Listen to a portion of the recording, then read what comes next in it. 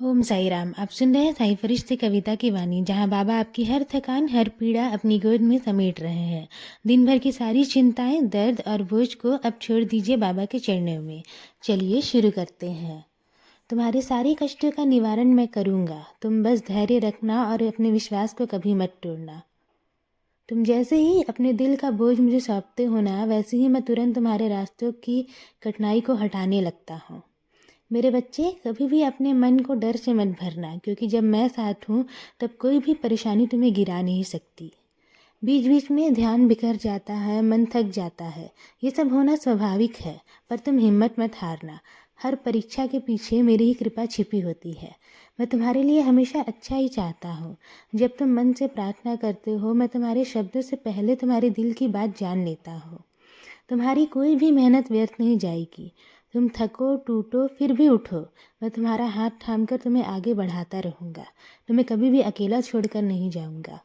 कभी कभी समय कठिन लगता है, परिस्थितियाँ भारी लगती है, पर यह भी याद रखना कि यह कठिन समय तुम्हारी शक्ति को निखारता है। मैं तुमसे दान दक्षिणा इसलिए करवाता हूँ क्योंकि ये भी जीवन में बहुत ज़्यादा ज़रूरी है।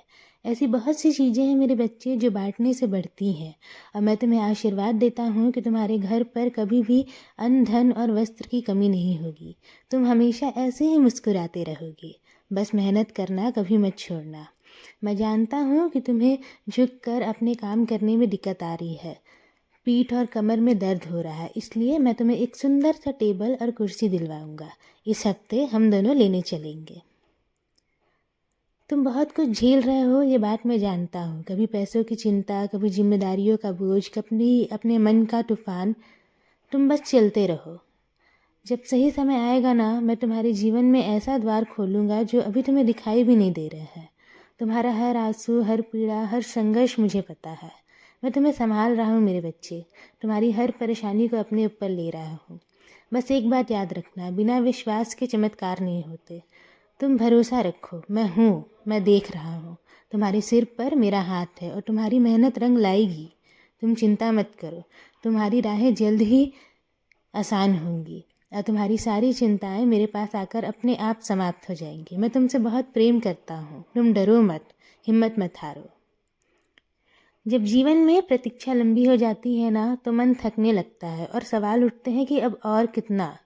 जब तुम इंतज़ार करते हो, तुम सिर्फ समय नहीं काट रहे होते हो, तुम भीतर से गढ़ रहे होते हो, धैर्य से, विश्वास से और स्वीकार के भाव से। प्रतीक्षा का हर दिन तुम्हारे भीतर वह शक्ति भर रहा है जो बिना इस ठहराव के संभव नहीं था। कभी कभी मैं खुद देर करता हूँ ताकि तुम उस स्तर तक पहुँच सको जहाँ मेरा दिया हुआ फल ना तुम्हें मिले, बल्कि टिके भी।